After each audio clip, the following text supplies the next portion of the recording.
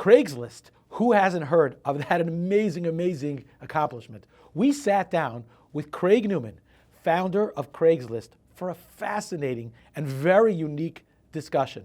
This week on Jewish Grit.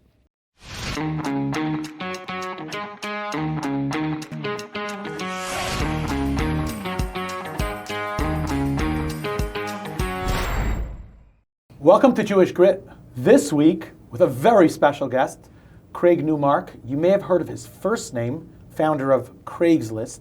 And we begin by welcoming you to the podcast. Hey, I'm really glad to be here.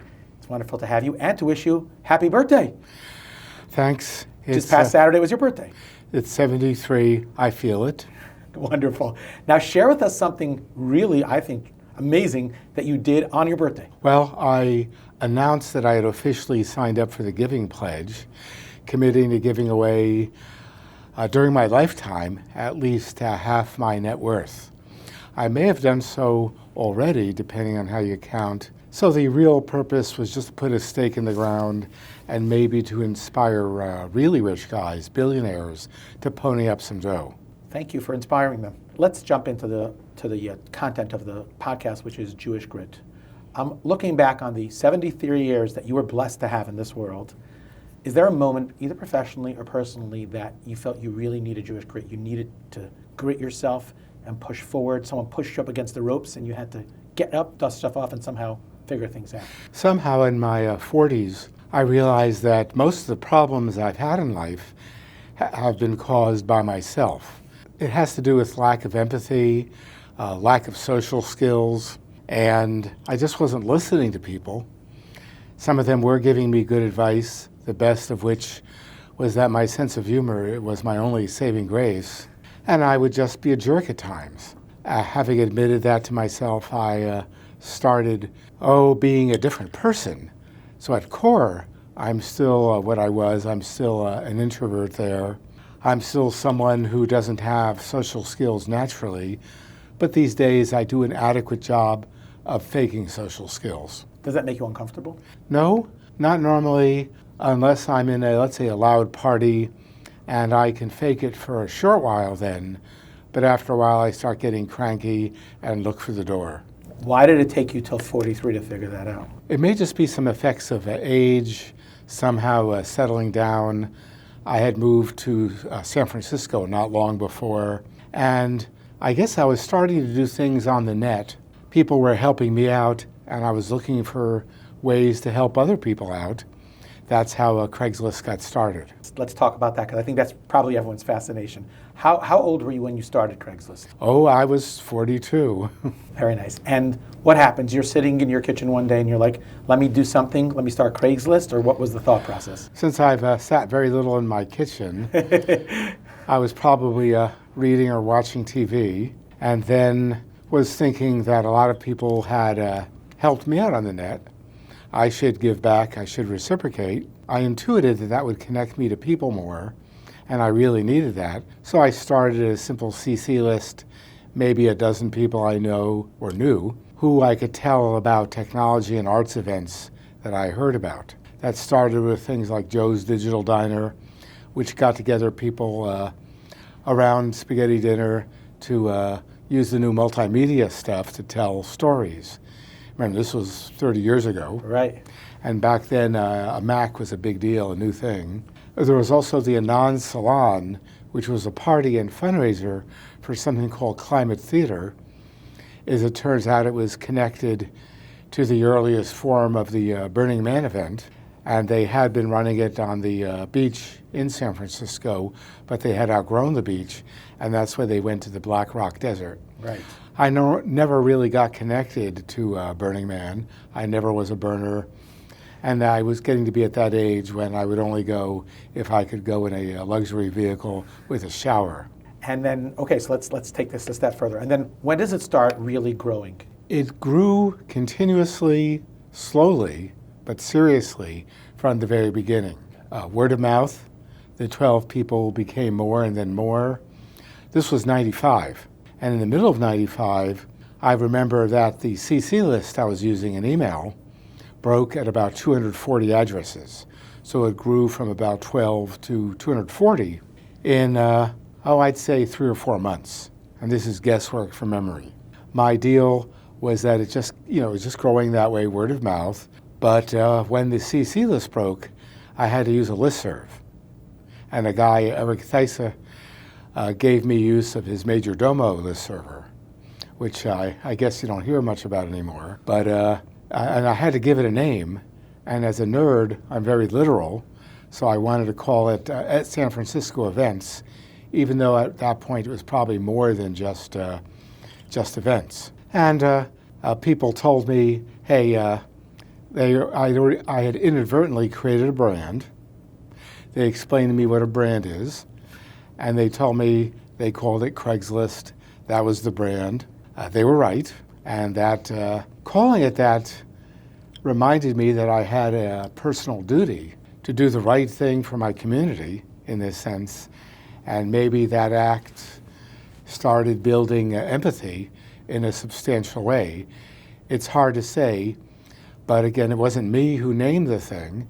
It was a couple people around me, most particularly a guy named Anthony Batt. So he is the genius behind the Craigslist name. Let's call him a genius, sure. He might hear this, he might like it. Okay, so at what point do you realize that you have something that you can monetize? I guess I started realizing that after a lot of growth through 97 or so.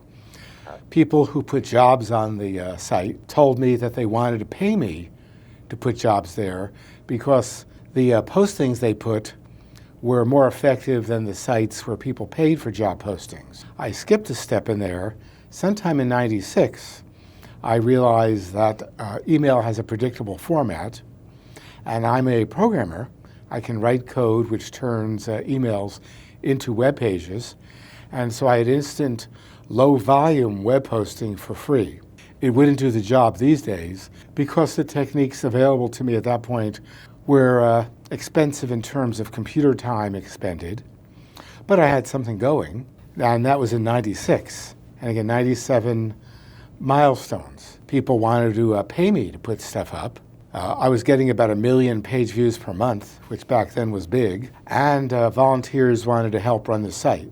So 98 volunteers, that didn't work. And the people who wanted to pay, they got me again and said, hey, if I wanted the thing to survive, I had to get serious meaning making it into a company. How does an introvert all of a sudden start a company? Well, I had already given myself a mission. I had produced something that had built community. I had a duty to my community, and it was the way I connected to people. So I figured I would do what felt right, get serious, hire people, charge, at that point, I think just job postings, and it was just Bay Area. And I just kept making the code better, got some guy who could do accounting software. I was doing customer service myself, as well as coding, but then I got some help, and just plugged away, got a little legal help, but got no communications help, which was a mistake. The hard decision was at that point I was approached by VCs and bankers who wanted to throw a lot of money at me, billions, if I would do the usual thing and monetize heavily. But back in Hebrew school in Morristown, New Jersey, the Jewish Community Center, Mr. and Mrs. Levin in Sunday school, literally, they taught me to know when enough is enough. They also taught me you should treat people like you want to be treated. Right. Well, that translates to good customer service, because I want good customer service for myself. Knowing when enough is enough, that meant that, well, I don't mind. I don't have anything against money, but I only needed enough for myself and maybe my family. And so I decided to monetize minimally.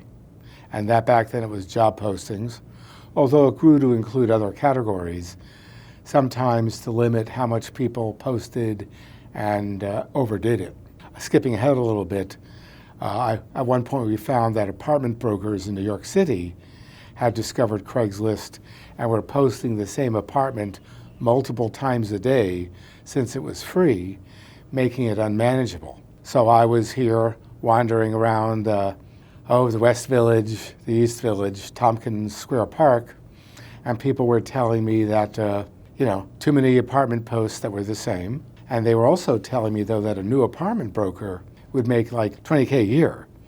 And that's not enough to make a living in New York. They had to work typically 2 or 3 jobs. So we figured out what to do, but I'm getting ahead of myself. The idea is I did learn a lot from Mr. and Mrs. Levin, who were Holocaust survivors. Wow. I didn't learn until a couple of years ago when the Ford found his descendants and got his story. Because as I recall, he had a broken finger. And normally, you figure it's not a good idea to jump off a moving train. Wow.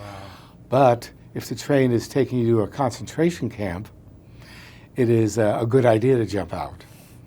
And so he did a lot of running and hiding. I think met up with partisans or something like that. Eventually rescued his wife and daughter. And his grandchildren are around. I think at least one of them is working in Silicon Valley. But the Forward, the traditional Yiddish language paper, Sure. Not Yiddish anymore. Correct. But they looked them up for me, and that was great to hear. And I need to do more for the Jewish Community Center because I hear there are stairs that need to be repaired. Got it. So in essence, it was something that you had learned as a child that came back to you at a moment, and that really changed your direction. Yeah. They set my moral compass. Amazing. There's other things too, like they told me that it was wrong to bear false witness, and their lessons stuck with me. They were internalized for a long time until people in interviews kept asking me why, and I figured out more and more. Now and then someone helps fill in the gaps in my memory or knowledge, like the Levins, or somebody maybe a year ago now told me that they calculated I turned down, in effect, around 11 billion. But I've done much better than I ever thought I would.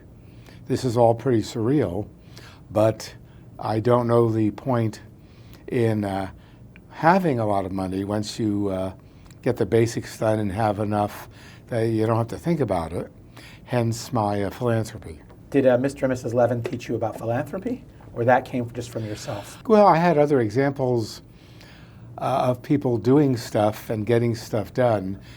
For example, people were asking me why not make a lot of money and then give a little bit of it away, like Carnegie. Right. Like I appreciate the libraries and so on, but it seemed to be better to let people keep the money they would use to advertise. And as a result, Craigslist is about helping people put food on the table. Of course, it also helps you get a table. So that all works out pretty well together.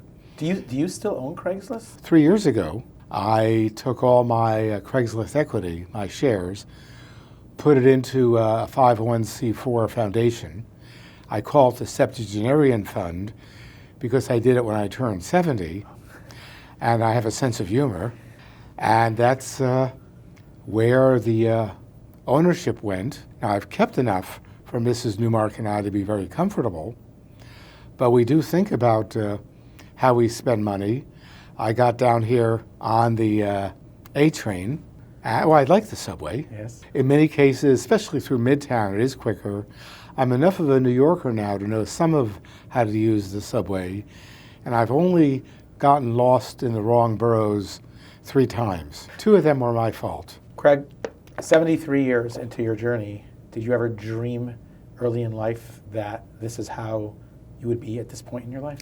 Never. It's all been very surreal. Any success I've had has been accidentally being in the right time and place, which makes me the Forrest Gump of the internet. And it's all been a big surprise. And I guess I'm trying to live up to the money. It helps that I've brushed up against a number of billionaires or read their stories. And the majority of them, the money has made them miserable. And I'm not miserable. Do you ever study Torah? I did in the past. I now read little bits of things, but I do know that one of the reasons for doing well, for giving away a lot publicly is maybe to inspire people with serious money to pony up some dough. And so far, not as much of that as I'd like to see.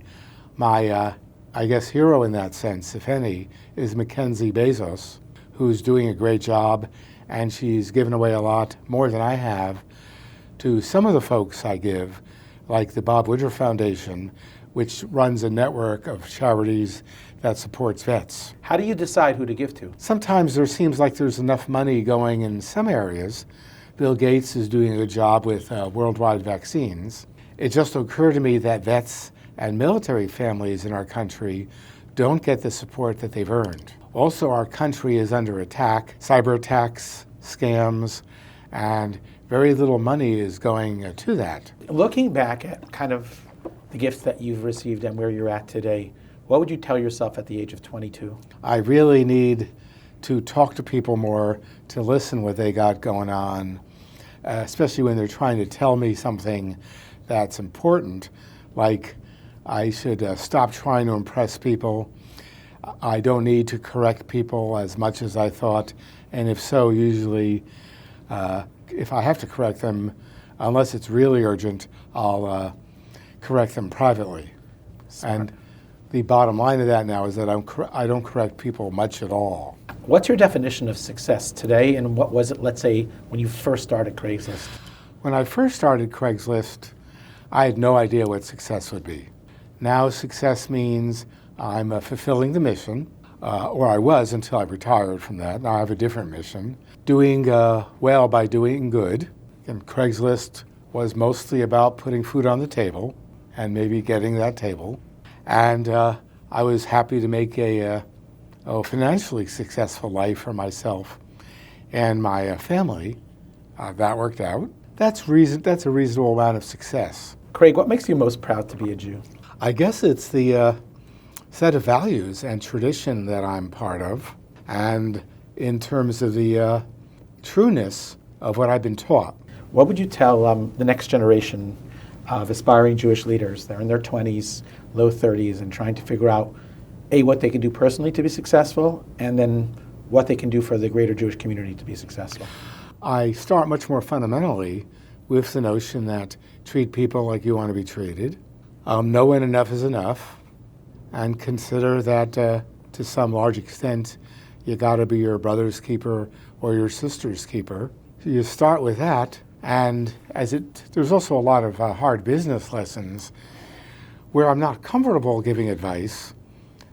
Concretely speaking, like these days, in all aspects of business, you do need to learn something about AI, but I'm pretty sure there is a bubble of some unknown sort, and you want to pay attention to it and use it cautiously, because the people building the large language models haven't remembered garbage in, garbage out, and if they train their models using misinformation, then at times the models will lie to people.